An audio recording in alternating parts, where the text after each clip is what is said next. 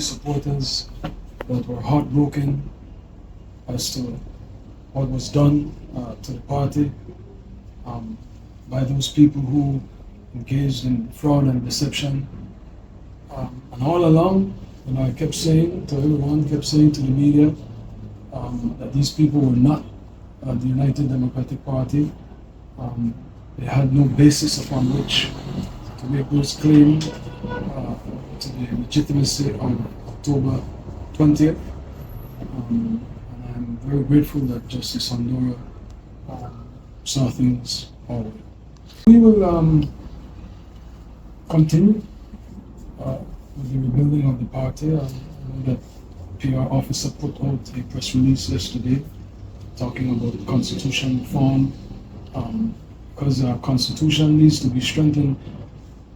Even though the ruling from the judge makes clear that October 20th was invalid, there are many procedural inconsistencies, gaps, loopholes that need to be closed, ambiguities that need to be clarified, so that we never even approach the type of catastrophe that we had with all of these geniuses, political geniuses and constitutional experts interpreting the Constitution to their favor.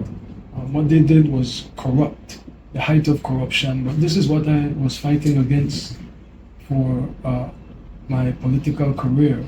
The old guard, from when I got started, you used to tease me all the time and tell me that I'm wasting my time, that why don't I just give up because they would have to bury Finnegan in the National Assembly. And that is the mentality of the old guard, that they believe you have to be a slave. I was telling you about the story of Laban and Jacob from the Bible.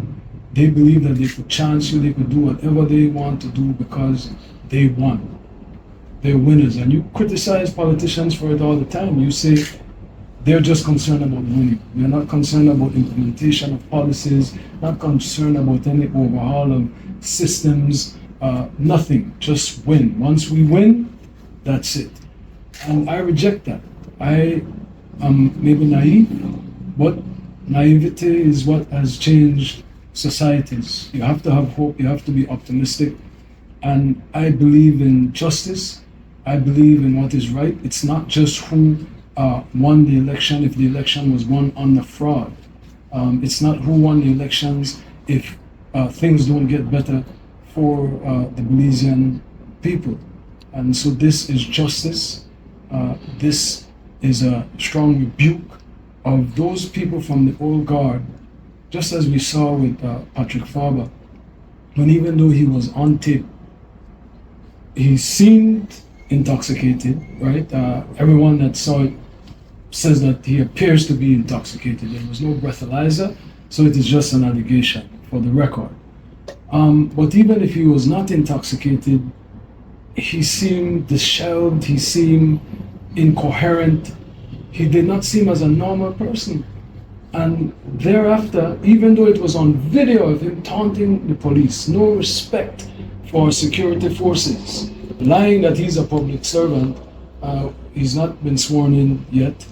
Then you have he and Tracy defending his actions against our law enforcement and claiming that he was sober. This is what they tried to do to the UDP, to justify and to misinterpret and to exploit inconsistencies and ambiguities in our Constitution for the furtherance of their interests and not for the interests of the UDP.